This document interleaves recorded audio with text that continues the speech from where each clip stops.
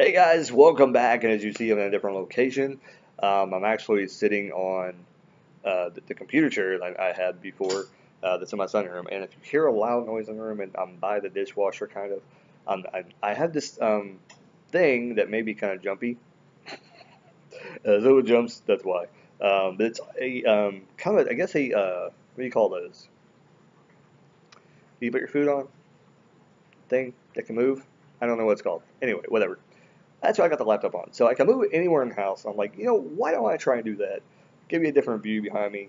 It's in the hallway. Anyways, so they were going to be talking about pro wrestling, and I've been going back and forth about moving this back to the breakdown channel and leaving it on here. Like, should I do it? Should I saturate the audience? And I think I'm come to a conclusion that do I want to talk about wrestling on this channel? I kind of do. I kind of do. But I kind of wish it was kind of more centralized to the breakdown channel. So I don't really know. I'm kind of on the fence with that. Um, so what I'm going to do is today I'm going to give you kind of my update, my predictions um, for Great Balls of Fire. So I don't know every single match, but for the matches that I know of currently, I'm going to give you my predictions for them and everything like that. And I kind of want to leave like the obscure wrestling talk and stuff like that, put that on the other channel. But I think I'm just going to kind of roll with it on this channel and kind of just put things up. I don't really have a certain kind of schedule. I just put videos up. So if you like content from me, wrestling wise, movie wise, music wise, subscribe, notifications, all that good jazz, and you'll just know when I upload a video. If there's certain things you don't like on the channel, just skip them, just don't watch them. Um, but I'm a crazy guy, and I think that the more people get to know that this is the guy that I am, that I love movies, I love music. For some reason, I always want to say movies. Anyway, like weirdly, I don't know, it comes out weird. But movies, music, wrestling, that's my passion, and I also like to buy and resell and stuff like that. So, anyways, let's get on the Great Balls of Fire. So, Great Balls of Fire, shaping up. It's the stupidest name ever. Why they came up with Great Balls of Fire, I just now got into Jerry Lee Lewis, so I'm excited that that's the theme song, and I've been like jamming every single time the Great Balls of Fire song comes on. But yeah, and so I got this situated where I even have a table right next to me, so it works out pretty well. Table is right there. That's the end table, and then my couch is on that side. So I would place my pop. So let's talk about the main event: Samoa Joe versus Brock Lesnar. Holy crap! A match we probably thought we were going to have to wait for at least a year to see. And it's probably going to be on a one-off pay-per-view. Wasn't going to be very compelling. I think that's what people thought, and that Brock Lesnar would either squash him, or it would be kind of um, just a jumbled up mess of a match. But from what I'm hearing, Brock Lesnar likes working with Samoa Joe. So we may get, because Brock Lesnar probably has a lot to say, I would assume, in what's going on storyline wise and who he wants to drop the belt to. And, if he wants to continue to be with the company and they say, hey, Brock Lesnar really wants to work with Samoa Joe more, and Vince is like, oh, really? Does he think he has something? And Lesnar could be going, yeah, this guy's got a lot of talent. This guy is huge. I want to be in a program with him longer. That's what a lot of the rumors circulating is that Lesnar wants to be more in a program with Samoa Joe. So I hope that this changes the complexity of what's going to happen this year, and maybe, just maybe, things were going to be different, because I think that in the coming years, there's probably going to be some abrupt, or however you say it, abrupt actions in the wrestling world, because Vince and Triple H are battling over who is, basically who's in control. And Vince is ultimately in control, but Triple H is kind of like the new face of wrestling, and he knows what the fans want. And Vince is kind of like the old gate, and he's like, no, this is what the fans have always wanted. But there's a change in the middle, and somewhere in between the Triple H and Vince McMahon, there's a medium that we have to hit, and that's the WWE style. And I think somewhere in the middle, we're going to get a mixture of WWE style and what the fans truly want. What the fans truly want is they want the Ring of Honor stuff, they want the New Japan stuff, they want that kind of style in the WWE. We're not going to get it completely. I mean, people have got to kind of face the facts. No Kurt Hawkins reference there. I'm just saying we've got to face the facts that we're never going to get that. We're never going to get it pure like that. NXT will always be NXT, and we'll never get something probably like that. But we will get 2 or 3 matches like that on a WWE card. I can solidly say that will probably happen. But you're always going to have the guys like Braun Strowman, and you're always going to have the guys like, Sheamus and Cesaro, who may be talented athletes, maybe can put on a hell of a match, but they'll never give you a 5-star match or a 4.5-star match. Like, they're going to go out and give you a decent match, and you're going to be like, oh, okay. And I mean, to each their own. Sheamus and Cesaro, given dance partners, they're pretty good. But I mean, you put Cesaro in there with the Big Show, or you put Cesaro in there with Braun Strowman, I'm not sure what kind of match you're going to get. But if you put them in matches with the caliber of talent that they're able to do stuff with, I mean, Sheamus and Randy Orton, they stunk up the joint. But I think now, given the new kind of way that people are being booked and so forth like that, I think Sheamus and Randy Orton could probably put on a dang good program right now. This is the way that they were booked, a couple years ago. It was horrid. It was horrible. God, they got booed, and the people were just ignoring them when they were wrestling on Monday Night Raw. It was not good. It was not good at all. But I think if given Triple H's way of booking and people that are working with Triple H, I think that we could see a very promising storyline between those two and other people that we've had boring matches from in the past. I just think it's the way they're booked. It's not the wrestlers, because they're probably being given direction to do it. Anyway, I'm on a tangent. Samoa Joe, Lesnar. I want Joe to win the championship here. I want something shady to happen, and I want Joe to walk out with the World Heavyweight Champion, the Universal Championship, whatever. Raw's world title. That's what I'll call it. The Universal Championship, dumbest name ever. Not the dumbest name ever. Probably the Divas Championship is the dumbest name ever. Anyway, we won't go there. Long discussion. We won't talk about that. Anyways, Universal Championship. I think Joe should win it. And I think a lot of people, I've heard a couple of people's comments. And I watch Steven Larson, and they have a lot of influence on me as well. But I kind of think the same way they do, and the way Larson kind of fantasy books on the show, I kind of think the same way, in that this could end up being kind of like where somebody comes in, interferes, and it could be Braun. Maybe there's a scuffle either at Great Balls of Fire or, it can't be before because this is Sunday. So something could happen, and Braun could bump into Joe, or Brock could bump into Braun in the back, and they'll have a little altercation before they go into a match, and just have a war of words backstage, and it could end up with Braun coming out and interfering in the world title match. They could go as far as to maybe a Roman and Braun having the match. Well, of course, their match is going to go on. The Joe Lesnar match is going to headline. There is no doubt about that. And if it doesn't headline, that's going to be stupid, because it has been so well booked. They deserve to go on last, because they put on a hell of a damn storyline going up into this pay-per-view. I'm so excited. I don't think I've ever been. A lot of people have said this. This is probably one of the main events that people are looking forward to this year. And I say this year because this wrestling year, because WrestleMania starts a new season. I've always said that. That's the end of a new season, and they scratch everything, and they start over for the most part. Braun and Roman kind of intermingled and kind of done things. I think he did stuff with him. Did he do stuff with him before WrestleMania? What did Roman do at WrestleMania? He faced The Undertaker, right? But he had a program with Braun before that. So kind of like it kind of went over into the next wrestling year. So with that being said, I could see something going on and Joe walking out with the championship by way of, having a good match, but then somewhere at the end, somebody comes out there just because Lesnar is probably excited to drop the belt to Joe and to do more stuff with him, but maybe they're not going to do it right away. Or maybe they'll have a match on Raw. Dude, if Brock Lesnar wrestled on Monday Night Raw, you believe that.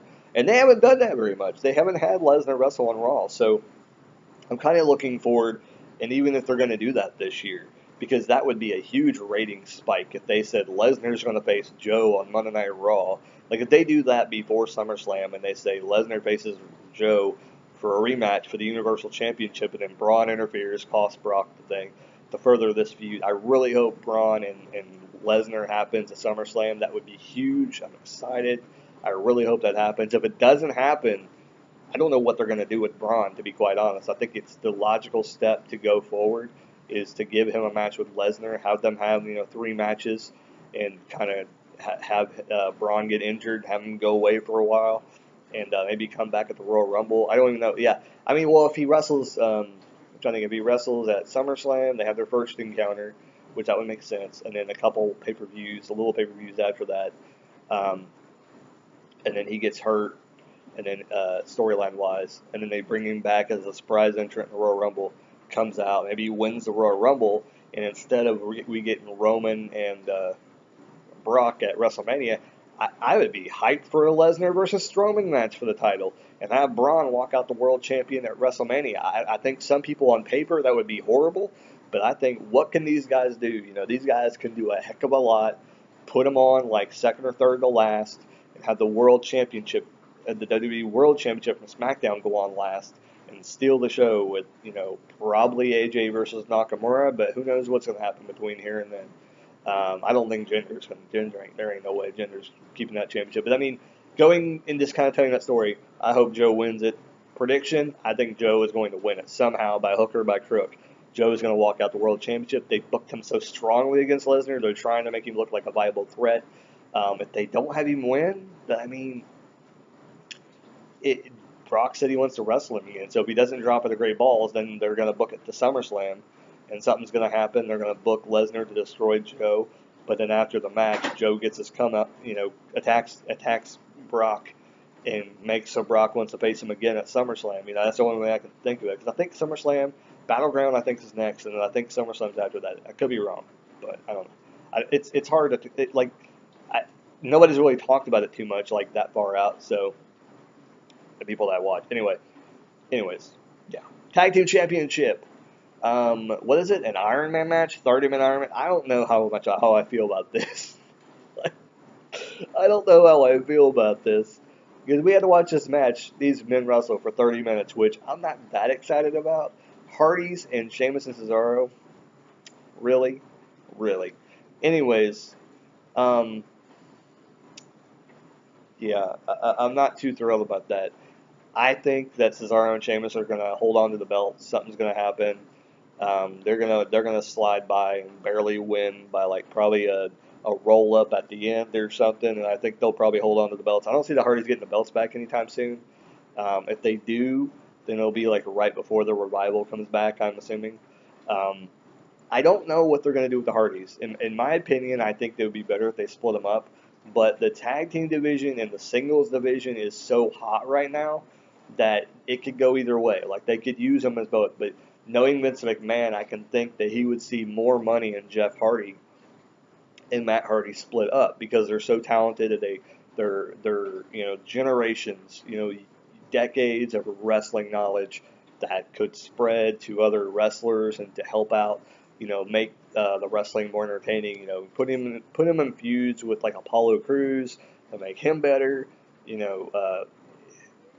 If you talk about a year from now, Baron Corbin, Sami Zayn, making these people get over more. Jinder Mahal, imagine Jinder Mahal versus Jeff Hardy. That would be a hell of a feud. Probably be reminiscent of what's going on with Randy Orton right now. But just think about a year from now, they do it all over again, and Jeff Hardy is the guy.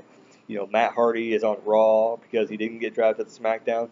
Thinking about this, and then Hardy shows up at ringside. Kind of the same thing with the dad, where they're trying to mess with Matt Hardy, and it costs Jeff Hardy the match.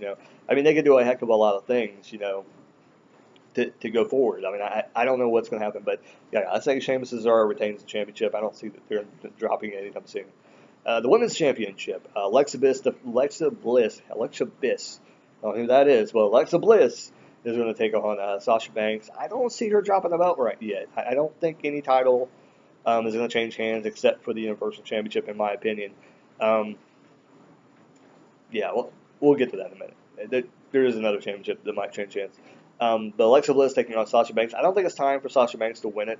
I think that what could happen is this will be the first match.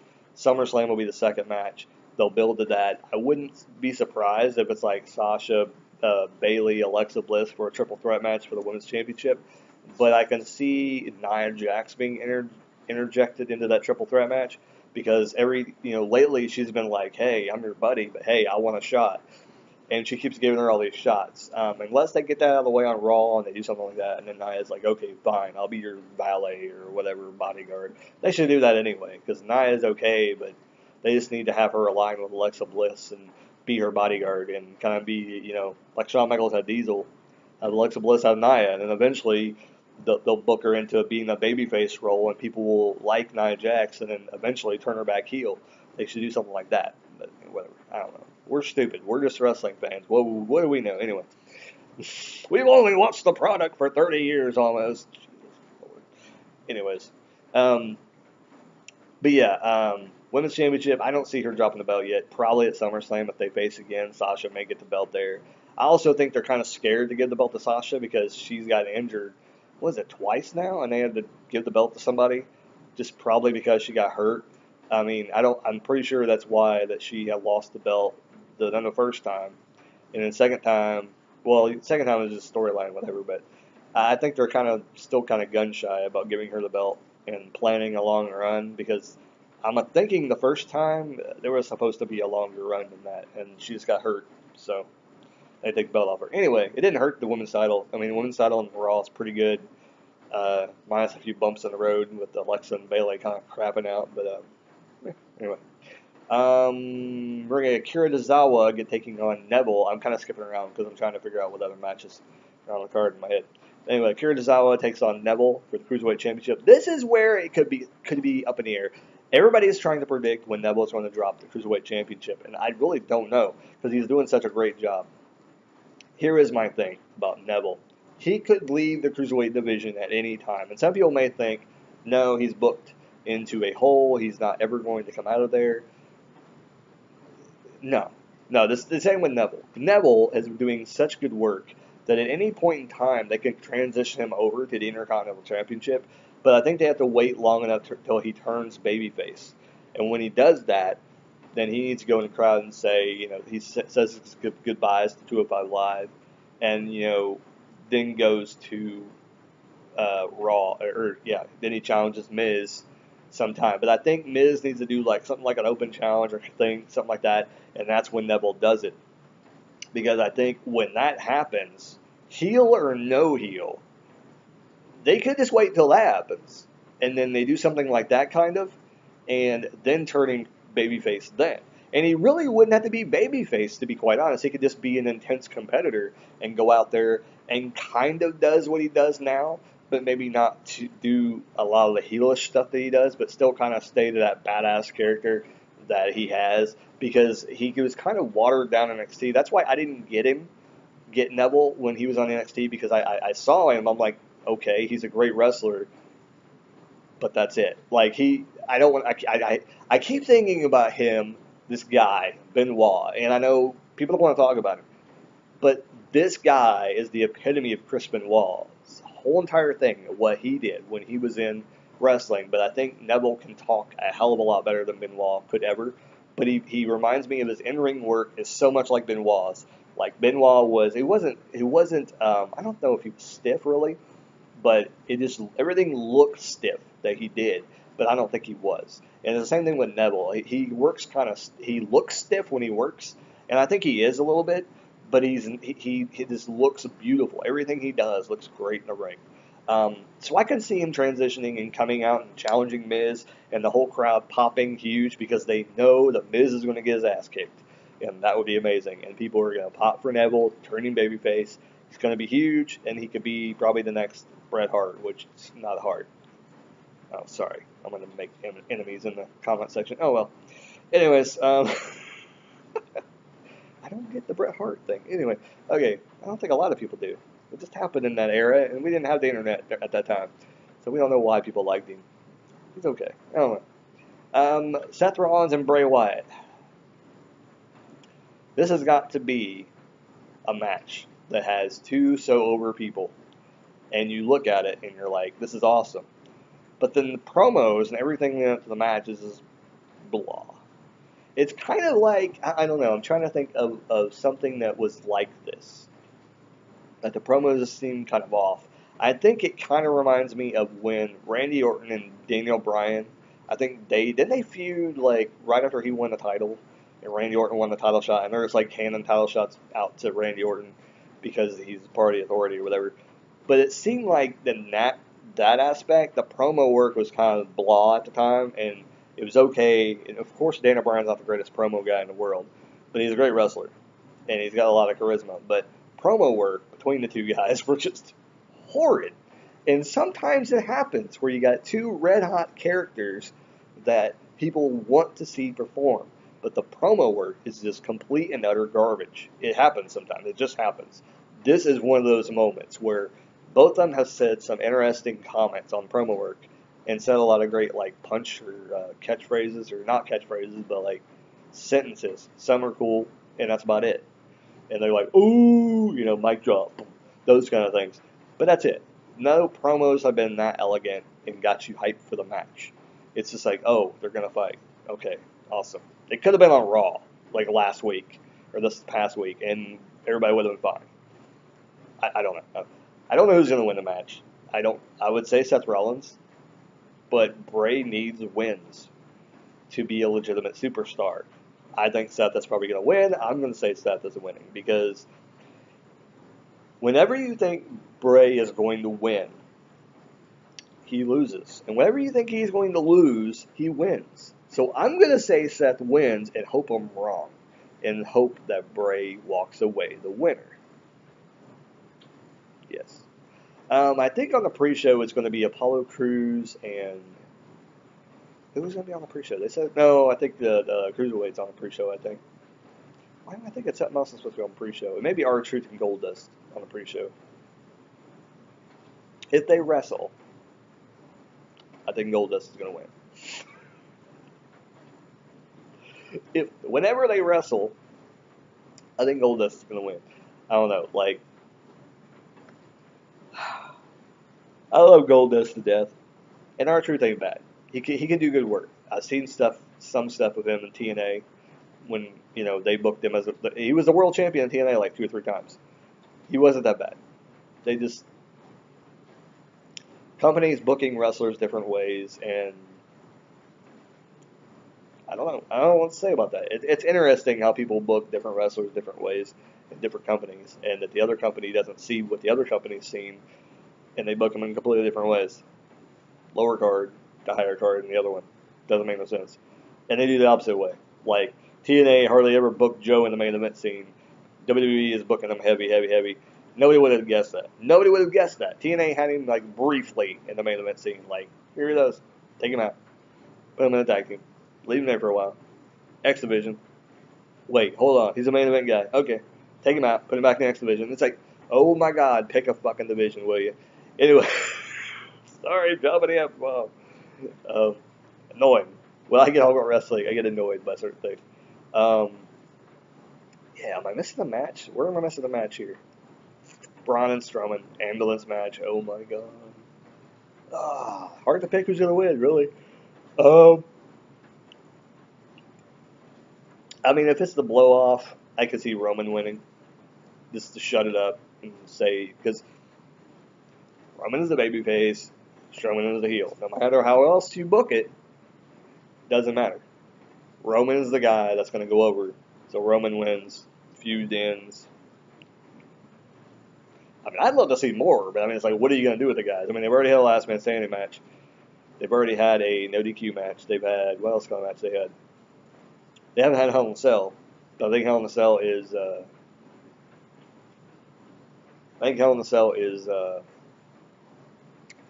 SmackDown this year. Yeah, I think has it already happened? I can't remember. But I'm pretty sure it's SmackDown's year to have Hell in a Cell. Oh. And that's kind of what I hope they do. I kind of hope they switch like the lower card for the mid, the kind of just extra pay-per-views. I kind of hope they switch them around every year and give opportunities to the other brands to have that show, because Battleground was Raw's last year. Pretty horrible. Even though supposedly that match between Owens and Zayn was really good, but I have yet to check that out. Supposedly the best match they've had with each other in WWE thus far. So might check it out sometime. Anyways, so I can't really think of anything else. Um, they may throw in like a Cedric Alexander Noam Dar match there as well. That could be something they add in. Cedric Alexander will probably get the win, unless Noam Dar gets the win over Cedric Alexander. That actually might be. They said something was a pre-show. I can't remember what it was. Pretty sure it's the Cruiserweight Championship, but I could be wrong because it should be the main card. So I'm thinking it's either Goldust and R-Truth or Cedric Alexander and Noam Dar. But if that would be the case, like soon they're gonna have to do a stipulation if they keep going, because they keep on. Yeah, Cedric just keeps on beat. You know, at some point, either Cedric has to get a shot at the Cruiserweight Championship, or Noam Dar has to get a win to counterbalance the feud. So maybe Noam Dar gets a win at Great Balls of Fire in the pre-show or something like that. Yeah, that's about it. So random talk about the Great Balls of Fire pay-per-view and wrestling in general. I kind of want to give you just some random comments about what's going on in the wrestling world. I haven't watched SmackDown yet this week. I did see a couple clips. John Cena came back. You know, that Rusev and all that jazz. I don't really talk about wrestling per se on a weekly basis. It just doesn't happen. I used to do it like every week. I'd talk about it, give my comments. But yeah, who knows? It may start doing like a vlog or like a live thing every once in a while. Like on my days off, I'll shoot a vlog and talk about like the current wrestling thing going on, and that'll just be my live stream, and you can watch that. As far as wrestling goes, I'm excited. G1, New Japan had a G1 special. If you haven't checked that out or you don't know about it, if you have Access TV, they are going to be showing that. So I don't know what the future of that means, but my DVR was loaded full, so I didn't get to watch it. But supposedly, it was a pretty decent showing from New Japan, and the U.S. just basically exploded for the New Japan product coming into America. And it's incredible that we gave them that much reception, and we showed that we want their product over here. Okada got a huge response. Omega got a huge response. I heard those two guys blew out the water. Naito, I supposedly got the biggest response out of anybody. Him and Omega probably had the top pops, and people, and what I'm hearing, what Steven Larson said, was that Naito got a bigger pop than Omega, which is really crazy. But I think that in terms of New Japan coming to America, I can't wait. I can't wait because I want, and the first thing I want to do is hear WWE make a comment about New Japan. I'm waiting for it, for them to say, hey, you know, oh, yeah. But interesting to see that Okada was backstage at Raw this past Monday, and I don't know. It kind of makes me wonder if they are in talks, if they're starting talks. Because, I mean, Okada's under contract in New Japan. I don't know how long, but I'm pretty sure he's still got 2 or 3 years left on his contract. But, I mean, maybe they're working on a relationship to be between New Japan and WWE. I mean, we've never had that before. But you never know. I mean, you're talking about people comment. I've heard a bunch of different people say, you know, Okada is one of the top wrestlers in the world right now. And I mean, I'm not talking about like top 20, top 10. No, like probably top 5 wrestlers in the world right now. He's basically the Hulk Hogan of New Japan right now. He's huge over there. If you have never checked out an Okada match, I implore you to look up Okada online and watch his stuff. He was in TNA for a brief time, but they didn't do justice. They screwed his whole thing up, and he went back to New Japan, and he became this huge star. So if you've never seen him wrestle, check out some matches in New Japan. Him against any of the top hitters in New Japan right now, Tanahashi, Naito, Kenny Omega. I want to say Shibata, but that match is pretty. I heard it's hard to watch. Shibata was a very, very stiff worker, and now he's not wrestling anymore due to that, because he gave, I guess, a thunderous headbutt to Okada at the show. And I guess Okada's okay, but he must have hurt himself like really bad doing it. So he's not wrestling anymore. He basically, I think, has brain damage from doing that at, I think, was it Dominion? I think it was Dominion. I could be wrong. I'm probably wrong. Some pay-per-view, New Japan's, or a show. I don't know if they're pay-per-views. I guess they are. But yeah. Awesome. Can't wait for Great Balls of Fire. Samoa Joe, Brock Lesnar. I'm so hyped for that match. I'm trying to think if I'm missing any other match. I think Finn Balor might take on Elias Sampson. That's going to be awesome. Of course, Finn Balor's going to go over on that one. Oh, and Dean Ambrose and The Miz. Really? I wasn't going to talk about that. Dean Ambrose and The Miz. Miz is going to retain. Dean ain't getting his belt back yet. It ain't happening.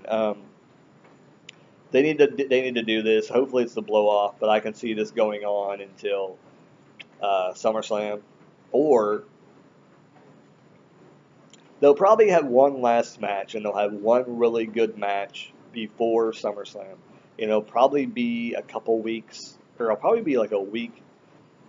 What probably will happen is that the people, what do they call them, the Mizraj, will probably get in the match at Great Balls of Fire. Dean will lose the match. The next night on Raw, Dean will ask for a title match, of course. It'll happen. Miz will probably retain anyway. Dean can move on to something else. Miz goes on with the IC title. That's the way it should be. They really need to end this. Like, it's been entertaining. I will admit, it's been entertaining. But it's time to move on. I'm tired of seeing Dean face the Miz 40,000 times. It's getting old. Like, it's almost like, oh, well, it's time for Dean to come out when Miz shows up on TV, and it's like, really? Like, we've gotten this for almost a year straight. Like, how long did that storyline go on SmackDown? Like, it went on for a couple months. And, like, this is going on probably 3 months, I'm thinking now, that they've been feuding ever since the draft. So, there you go. And it's getting a little old now, and it's getting really tiresome. Like, they need to move on. They need to move on. But, yeah, Finn Balor Elias should be a good match. Miz and Dean should be a really good match. They put on a heck of a match on Raw like 2 or 3 weeks ago. I can't remember what it was. I remember watching it and going, man, why didn't they put this match on at the pay-per-view? And even the pay-per-view last time, what was the last one? Can't remember what the last one was. Money in the Bank? No, it wasn't Money in the Bank. What was the last one? I'm so drawing a blank. I want to say Night of Champions, but I'm pretty sure that's not it. No, see rules. What was the last one? No, I remember Payback. No, that's not it. I don't remember. Anyways, I have no clue. Anyways, 33 minutes. That's insane, guys. I gotta end this video soon. But anyways, yeah. I don't know what to say. I really have no idea. But the last review, Dean and Miz had a great match. That was awesome. A lot of people didn't like it, but I enjoyed it. I really enjoyed it. But yeah, Great Balls of Fire. Leave your comments down below. Who do you think is going to win Great Balls of Fire 2017 pay-per-view? Who will win? Who will lose? Who will show up? Who will interfere? Who will dance and sing? Probably Elias Sampson. But just saying. Dancing wise, I don't know. Naomi's not on that show, so probably not Naomi. Anyways, hope you guys enjoy everything going on in the wrestling world. If you guys checked out the New Japan thing, if not, check it out. It was on a Saturday that they shot it, and it was on New Japan. So check out Access TV. They've got those New Japan recordings being showed there. And always keep rocking and keep on watching wrestling. Later, guys. Later.